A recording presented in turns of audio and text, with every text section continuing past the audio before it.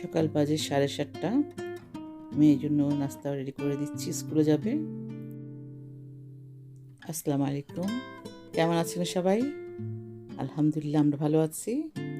আজকে 2024-এর 19শে নভেম্বর। আজ থেকে 16 বছর আগে আমি লন্ডনে এসেছিলাম। এই 19 তারিখেই আজকে সময় আমি তখনও বিমানে আছি। 20 তারিখে আমি লন্ডনে ল্যান্ড করি। আজকের দিনটা আমি বিমানে ছিলাম, কিন্তু তখন কিন্তু এরকম স্নো পড়েনি।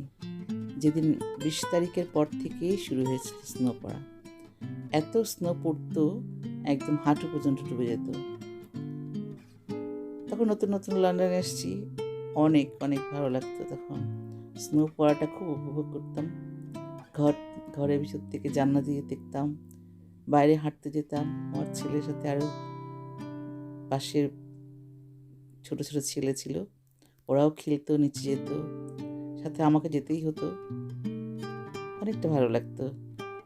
এখন আর সেরকম করে স্নো পড়ে না, আজ কয়েক বছর ধরে খুব একটা পড়ে না। তবে 3 বছর আগে মনে হয় একবার, তখন আমি বাংলাদেশ যাচ্ছিলাম, যখনই প্লেনে উঠেছি তখনই স্নো পড়েছিল, অনেকটা পড়েছিল স্নো। একদম হাঁটু পর্যন্ত না হলেও পায়ের পাতা ডুবে যেত, এরকম অবস্থা ছিল। এইটুকুই আপনাদের সাথে শেয়ার করলাম আমার ভালো লাগাটা। ভালো থাকবেন আর শিরিনা জামানস কুকিংয়ের সাথেই থাকবেন আশা করব। আল্লাহ হাফেজ।